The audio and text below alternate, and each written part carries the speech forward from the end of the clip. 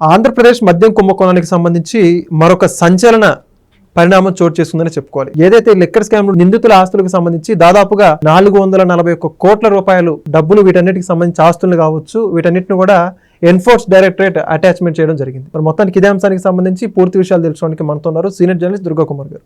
Sir నమస్కారం అండి. నమస్తే వెంకట్, మన వీక్షకులు కూడా. ఇప్పటిదాకా చూసుకుంటే ఆంధ్రప్రదేశ్ లిక్కర్ స్కామ్ కి సంబంధించి దాదాపు 18 నుంచి 20 మంది అరెస్ట్ అవడం జరిగింది. ఆంధ్రప్రదేశ్ ప్రభుత్వం కూడా కొన్ని కోట్ల రూపాయల ఆస్తులను జప్తు చేసింది, ఎవరైతే దీంట్లో నిందితులుగా ఉన్నారో వాళ్ళ ఆస్తులు.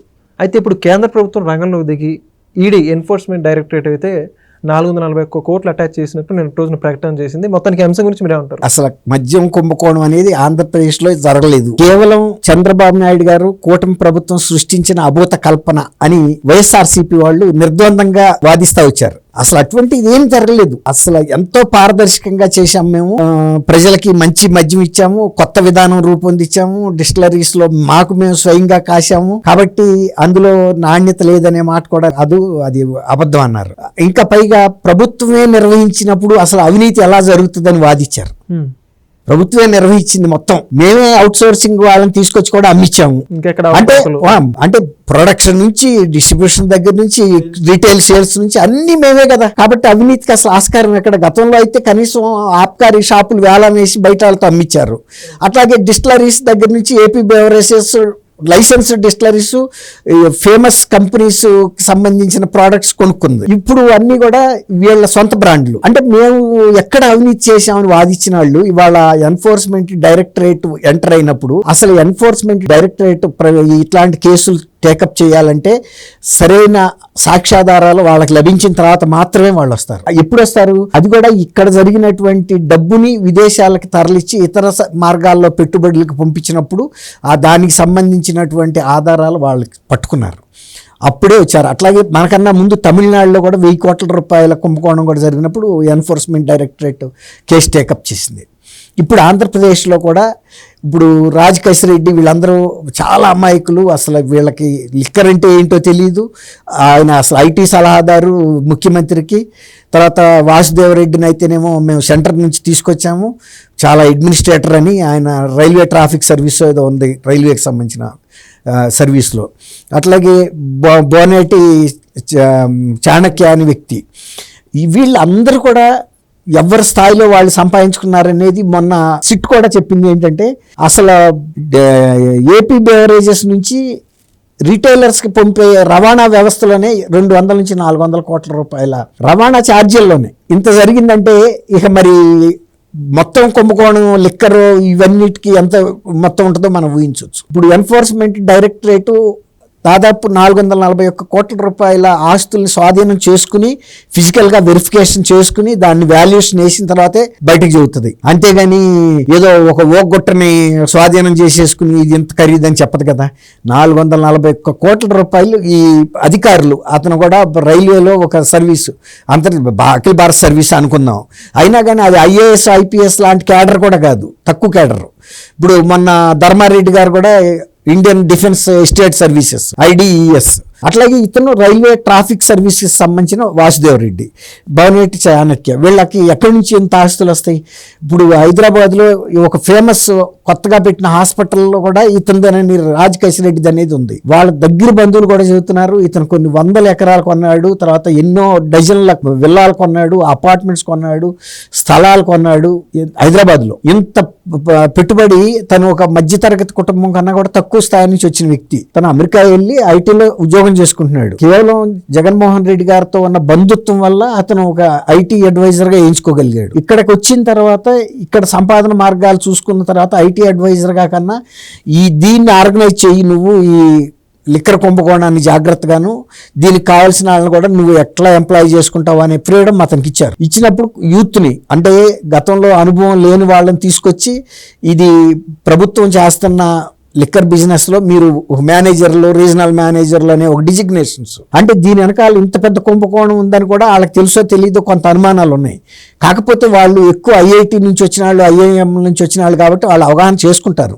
ఎందుకంటే ఈ డబ్బంతా కూడా నగదు రూపంలో చాలా మంచి అమ్మకాలు జరుగుతున్నాయి. తర్వాత డిస్టిలరీస్ నుంచి వస్తున్న లిక్కర్ గురించిన అవగాహన వాళ్ళకు ఉంది, నాణ్యత తక్కువగా ఉన్నాయి అన్నీ. తర్వాత ప్రతి సాట ఎక్కువ అకౌంట్లు రాసేస్తున్నారు. ఇప్పుడు సపోజ్ ఏపీ బెవరేజ్ నుంచి రీటైలర్కి వెళ్ళే ఒక కేసుకి ఇంత ఖర్చు అనేది వచ్చింది అనుకోండి, దానికి డబల్ ట్రిపుల్ రాస్తున్నారు. తర్వాత అవుట్ సోర్సింగ్ నుంచి తెచ్చిన ఎంప్లాయీస్కి ఇచ్చేది 15,000 20,000 అయితే ఒక 60,000 రాసేసారు. ఎక్కడికక్కడ ఇదంతా జరిగింది. కాబట్టి ఇటువంటి కుంభకోణంలో అయితే ఎక్కువ ఎడ్యుకేషన్ రెడ్డి సేవలు మనకు లాభం ఇస్తాయని చెప్పి జగన్మోహన్ రెడ్డి ఈ బాధ్యత అప్పు చెప్పాడు. దానిలో పనిగా అతను ఎందుకు కూరుకుంటాడు? తన చేతుల మీదుగా ఇన్ని వేల కోట్ల రూపాయలు వెళ్తున్నప్పుడు తను కొన్ని వందల వేల కోట్లు తన స్థాయిలో తను నొక్కేశాడు. అసలు యాక్చువల్గా ఈడీ అంచనా ప్రకారం కూడా ఈ ముగ్గురు చేసిన అవినీతి 150,000 కోట్ల రకం ఉంటుంది అనేది ఒక అంచనా వేసింది. అంటే దాదాపు ఒక 50% మాత్రం 50% కన్నా తక్కువే రిలైజ్ చేయగలిగారు. అంటే ఇంకా మిగిలిన బినామీల రూపంలో ఉండొచ్చు, తర్వాత ఇంకెక్కడన్నా వేరే రూపాల్లో వాళ్ళు ఇన్వెస్ట్మెంట్ పెట్టుండొచ్చు, గోల్డ్లో పెట్టుండొచ్చు, ఇంకెక్కడో పెట్టుండొచ్చు. అట్లాగే ఏదైనా సినిమాలు తీయటంలోనూ ఇలాంటి వాటిల్లో పెట్టింది కంటికి కనపడదు, అది వేరే రూపాల్లో వెళ్ళిపోయింది.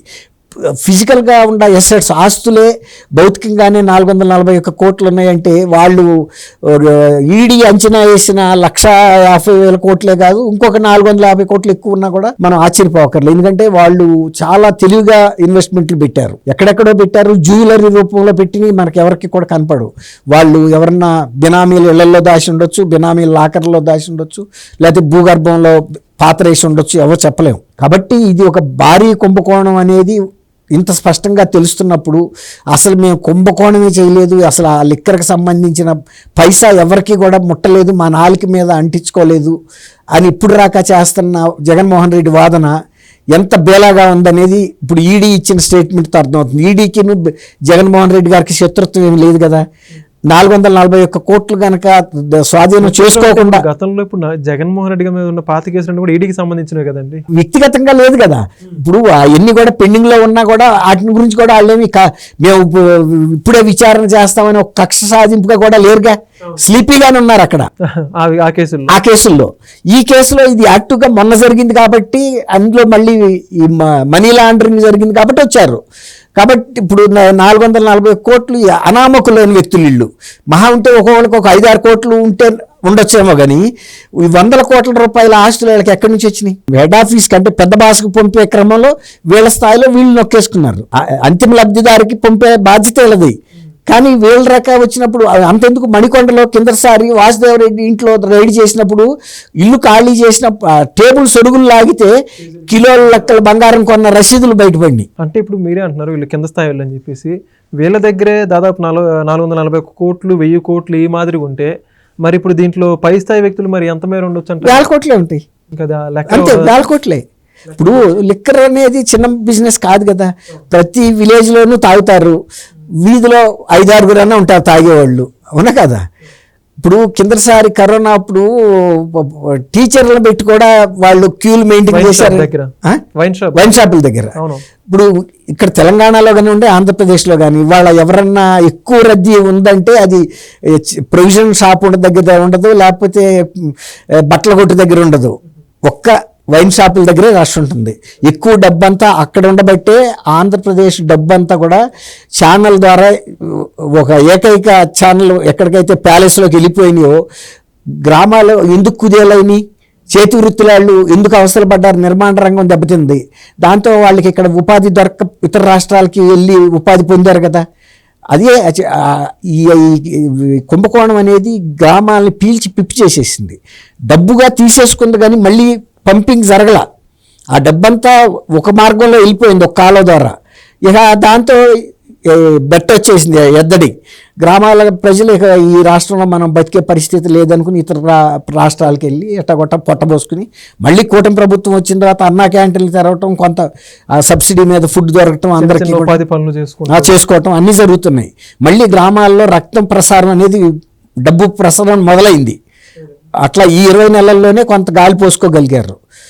అందుకని ఈ కుంభకోణం జరగలేదు అని ఎప్పుడు రాక వైఎస్ఆర్సీపీ వాదన అబద్ధం ఇంకోసారి ప్రూవ్ అయిందంటారు.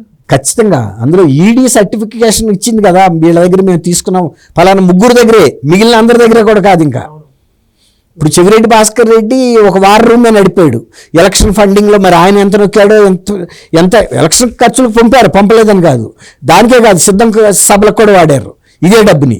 అట్లా పార్టీ ఎక్కడికక్కడ డబ్బు పంపు చేయబట్టే జగన్మోహన్ రెడ్డి గారు 175కి 175 గెలుస్తామనే ఒక ధీమా ఆయనకు వచ్చింది. ఎంతైనా మేము డబ్బు పెట్టగలం, మాతో పోటీ పడి ఎవరు పెట్టగలుగుతారని.